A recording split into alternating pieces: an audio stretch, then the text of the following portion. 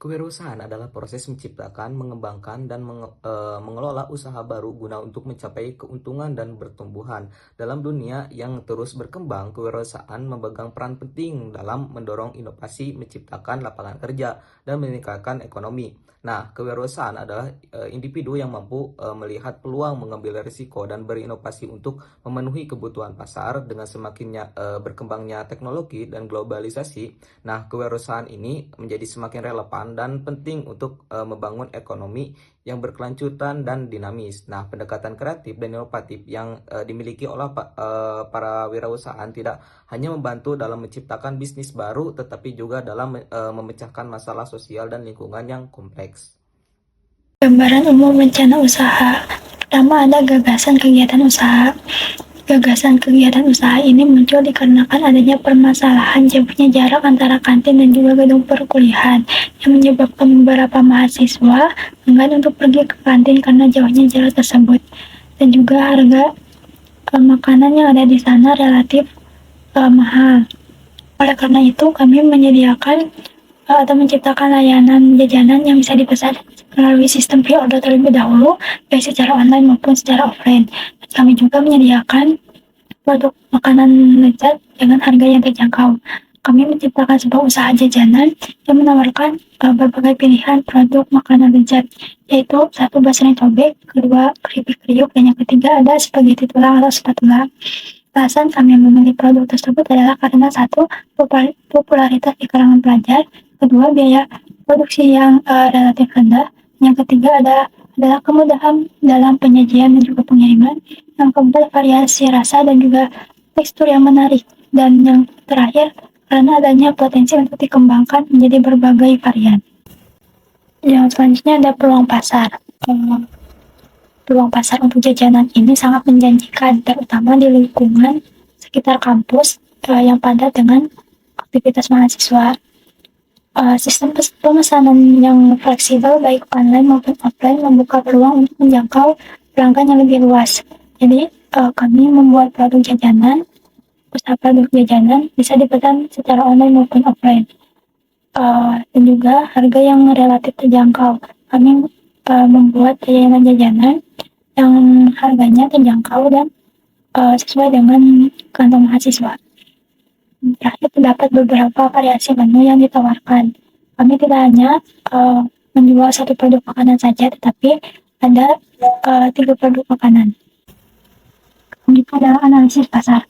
Untuk menganalisis pasar dari usaha jalan ini, kami menggunakan 2 pendekatan, yaitu analisis melalui pendekatan SWOT atau Strengths, Weaknesses, Opportunities, dan Threats, dan juga pendekatan analisis 4P marketing mix. Pertama ada analisis SWOT. S yaitu strengths atau kekuatan dari usaha jajanan ini. Yang pertama, lokasi strategis dekat dengan kampus. Kedua, harga terjangkau untuk mahasiswa.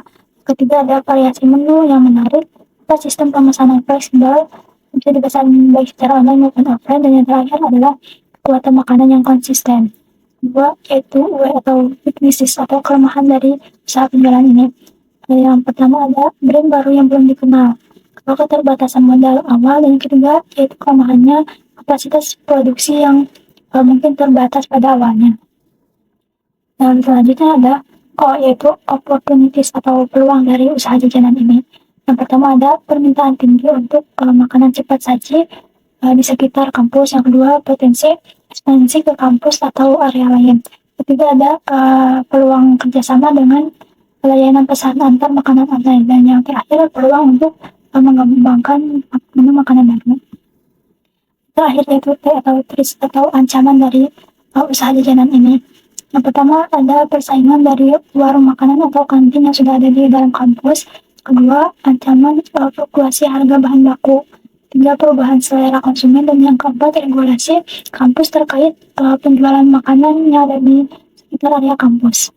Yang selanjutnya adalah analisis 4P marketing mix. Untuk P pertama yaitu produk. Produk utama kami menjual basreng cobek, keripik kriuk, dan juga spatula atau spaghetti tulang. Kami fokus pada kualitas rasa dan juga penyajian yang menarik, perkembangan varian produk baru secara berkala untuk menjaga minat konsumen dan juga dengan harga yang terjangkau. Kedua yaitu price atau harga. Strategi penetapan harga kompetitif yang sesuai dengan kantong mahasiswa namun tetap memberikan margin keuntungan yang cukup. Kami memulai harga mulai dari Rp5.000 sampai Rp11.000. Ketiga yaitu place atau tempat. Lokasi penjualan strategis di sekitar area kampus dengan lalu lintas mahasiswa yang tinggi. Kami juga mengembangkan sistem delivery untuk menjangkau konsumen yang lebih luas. Untuk terakhir yaitu promotion atau promosi. Kami memanfaatkan media sosial untuk promosi dan juga kerjasama dengan organisasi mahasiswa untuk event-event kampus. Gagasan kegiatan usaha, program Shopee Affiliate dan juga TikTok Affiliate. Shopee Affiliate dan juga TikTok Affiliate merupakan dua buah program afiliasi yang memungkinkan orang untuk menghasilkan uang dengan mempromosikan produk atau layanan dari platform tersebut. Latar belakang dari kami mengambil kegiatan usaha ini adalah satu, peluang menghasilkan pendapatan pasif melalui program afiliasi. Yang kedua, popularitas Shopee dan TikTok di kalangan konsumen. Tujuan dari program Shopee Affiliate dan juga TikTok Affiliate ini adalah membangun sumber pendapatan tambahan, memanfaatkan platform e-commerce dan media sosial yang sedang tren.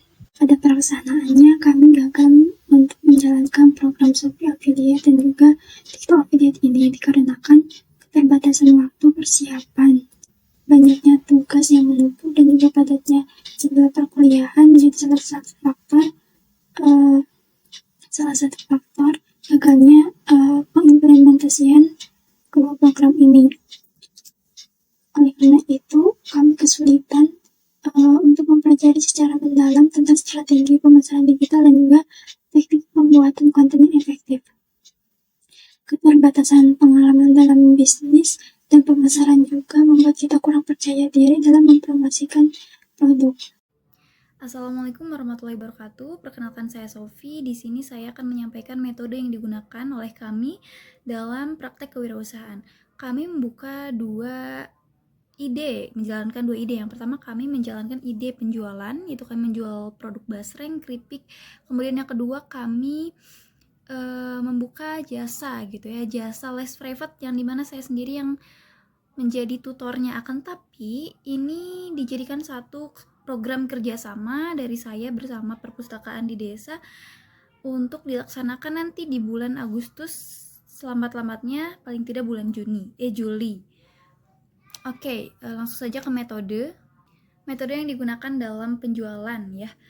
Itu kita menggunakan metode pre-order dan juga metode langsung. Mengapa kami menggunakan metode ini? Karena kami ingin menganalisis terlebih dahulu minat pasar atau minat masyarakat. Kemudian kami juga mempertimbangkan umpan balik atau saran daripada masyarakat atau pasar yang telah mencoba produk makanan kami. Adapun metode penjualan langsungnya itu terletak pada ketika kami membawa barang lebih, maka kami menjualkannya secara langsung dan alhamdulillah itu terjual. Adapun sinergitas antara kedua metode ini, yaitu metode penjualan langsung dan juga pre-order. Yang pertama, membangun kepercayaan dan antisipasi yang memungkinkan kita para penjual itu menjelaskan dan manfaatkan keunikan atau rasa yang kami ciptakan dalam produk makanan basreng ini ya. Terus yang kedua, penyesuaian dan juga personalisasi, di mana saran atau keinginan daripada konsumen itu kami pertimbangkan karena itu akan menjadi salah satu ide baru bagi kita. Contohnya konsumen itu memberikan coba ada varian rasa baru, makanya kita membuat varian rasa baru dengan rasa yang tidak pedas gitu. Kemudian yang ketiga, umpan balik dan pengembangan produk yang pada akhirnya kita juga membuat kemasan baru, pakai styrofoam ya. Kalau kemarin itu asalnya kita pakai plastik gitu, lebih terlihat estetikanya. Kemudian yang terakhir, peningkatan kualitas dan hubungan jangka panjang, di mana pada para konsumen pada akhirnya akan bertanya-tanya, kapan buka pre-order lagi, kita merindukan nikmat rasanya gitu, estetika bungkusnya gitu. Nah, maka dari itu sinergitas antara metode penjualan langsung dan juga pre-order itu kami gunakan untuk menjalankan praktek kewirausahaan ini, yang harapannya kedepannya semoga kita bisa terus bekerja sama, baik dalam kelompok mata kuliah ataupun di luar mata kuliah kita bisa melakukan prakteknya lagi. Sekian, terima kasih. Baik, perkenalkan saya Sela Putri Widayana. Di sini saya akan melaporkan tentang keuangan, pembelian, dan juga penjualan. Dapat dilihat pada tabel, ini adalah tabel modal awal pembuatan dari basreng cobek. Yang pertama, ada basreng, banyaknya 6 bungkus, harga satuan 6.000, jumlah 36.000. Yang kedua, ada minyak goreng, banyaknya setengah kilogram, harga satuan 10.000, jumlahnya 10.000. Yang ketiga, ada cengkeh kering, banyaknya 100 gram, harga satuan 10.000, jumlah 10.000. Yang keempat, ada bawang putih, banyaknya 1/4 kilogram, harga satuannya 12.000, jumlah 12.000. Yang kelima, ada cikur, banyaknya 100 gram, harga satuan 6.000, jumlahnya 6.000. Yang keenam, ada penyedap rasa, banyaknya yaitu 1 bungkus, harga satuan 5.000, jumlah 5.000. Yang ketujuh, ada gula pasir, banyaknya 1/4 kilogram, harga satuan 5.000, jumlah 5.000. Kemudian yang kedelapan, ada styrofoam, banyaknya 25 buah, harga satuannya 7.000, jumlah 7.000. Yang kesembilan, ada tusukan, banyaknya 1 pak, harga satuan 3.000, jumlah 3.000. Kemudian ada kresek atau plastik, banyaknya 1 pak, harga satuannya Rp6.000, jumlah 6.000. Kemudian yang terakhir ada gas, banyaknya 1, harga satuan 23.000, jumlah 23.000. Jadi modal keseluruhan adalah 123.000. Berdasarkan modal keseluruhan, kita dapat menganalisis keuntungan yang kita dapat. Nah, dari seluruh modal yang dikeluarkan, kita mendapatkan total jumlah produksi yaitu sebanyak 24 bungkus basreng cobek. Dengan modal total tadi yaitu 123.000, kita menjual produk dengan harga Rp6.000 satu bungkusnya. Nah, jadi keuntungannya itu adalah sama dengan jumlah produksi dikali harga jual dikurangi modal, yaitu 24 bungkus dikali Rp6.000 dikurangi Rp123.000. Menjadi 144.000 dikurangi 123.000 sama dengan Rp21.000. Maka keuntungan yang kelompok kami dapatkan dari penjualan basreng cobek ini adalah Rp21.000. Baik, yang berikutnya adalah modal awal dari keripik kriuk. Di sini kami tidak memproduksi keripik ini sendiri, tetapi kami hanya menjadi reseller atau penjual kembali seperti itu. Harga satuan dari pabriknya itu adalah Rp5.000 per 100 gram keripik atau satu bungkus keripik. Nah, di sini kami memesan keripik original sebanyak 10 bungkus dikali 5.000 sama dengan jumlahnya 50.000. Kemudian yang kedua ada keripik pedas dengan jumlah 5 bungkus, harga satuannya 5.000 menjadi jumlahnya 25.000. Jadi total keseluruhan modal keripik ini adalah Rp75.000. Dari modal yang kita keluarkan, kita menjual produk ini dengan harga Rp6.000.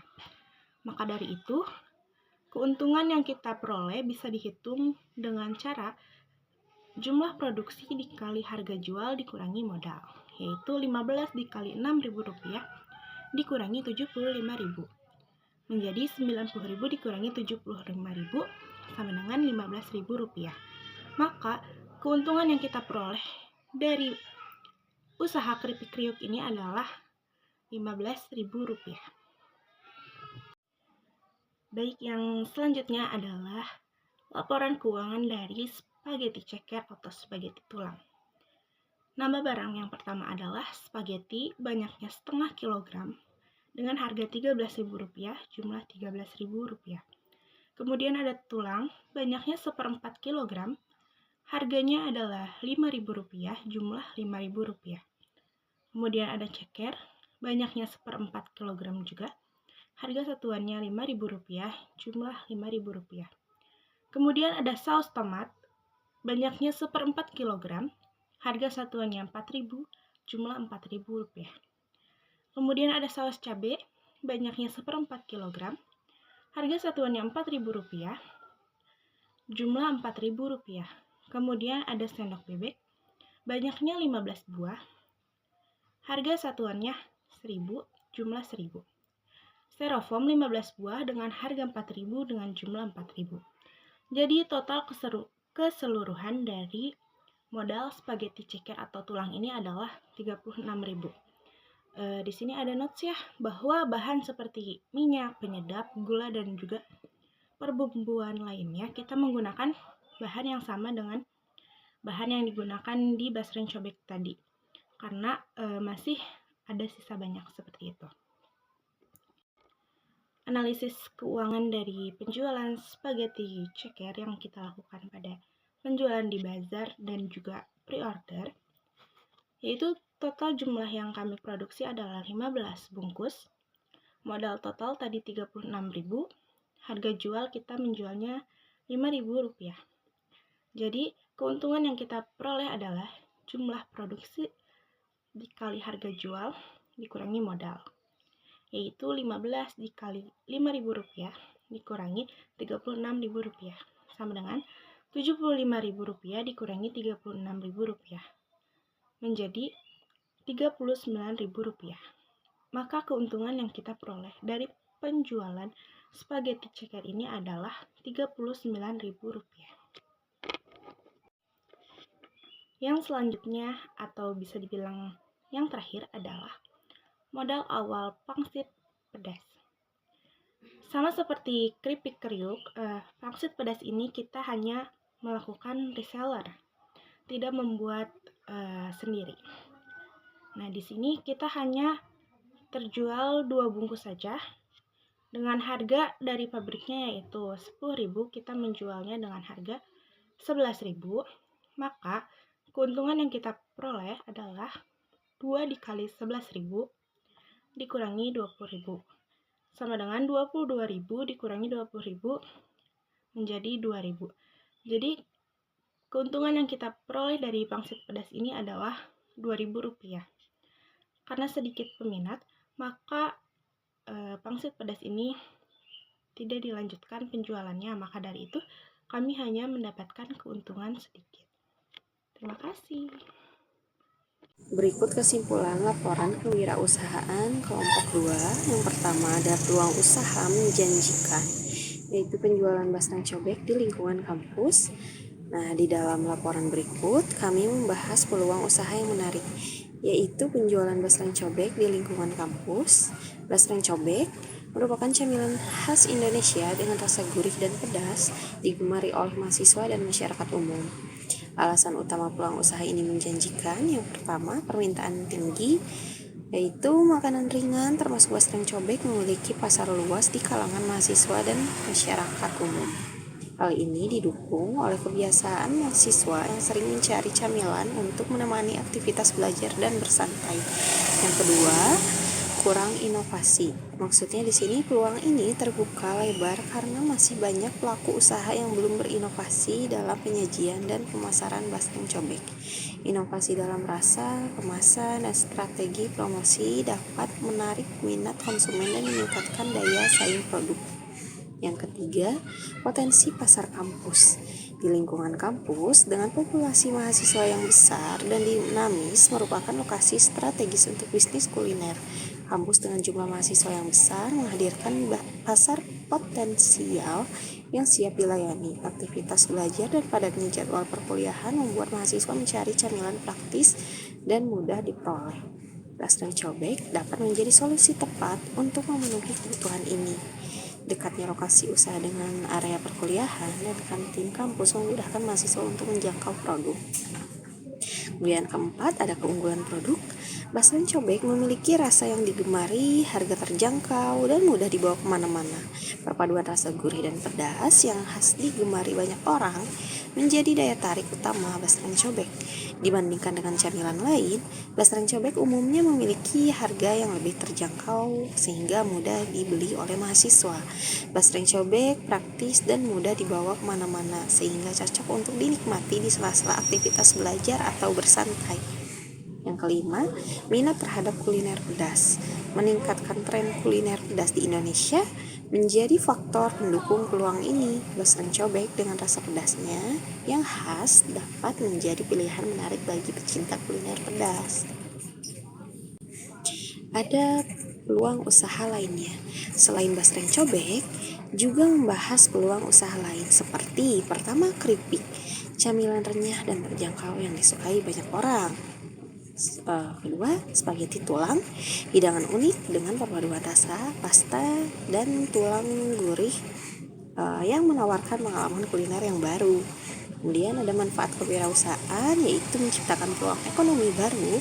Kewirausahaan dalam penjualan Basreng Cobek dapat membuka peluang ekonomi baru bagi mahasiswa dan masyarakat sekitar kampus. Kemudian meningkatkan pendapatan. Melalui usaha ini, individu atau kelompok dapat meningkatkan pendapatan mereka dan mencapai kemandirian finansial. Kemudian menciptakan lapangan kerja. Usaha yang berkembang besar dapat membuka lapangan kerja baru bagi masyarakat sekitar. Kesimpulannya yaitu penjualan Basreng Cobek di lingkungan kampus memiliki potensi besar untuk sukses dengan perencanaan matang dan eksekusi tepat. Kewirausahaan dalam penjualan Basreng Cobek dan produk lain di lingkungan kampus dapat menjadi contoh sukses dalam menciptakan peluang ekonomi yang berkelanjutan. Penjualan Basreng Cobek di lingkungan kampus memiliki potensi besar untuk menjadi usaha yang sukses dan menguntungkan. Kombinasi antara produk yang digemari, lokasi strategis, serta pasar yang luas menjadikan usaha ini menjanjikan.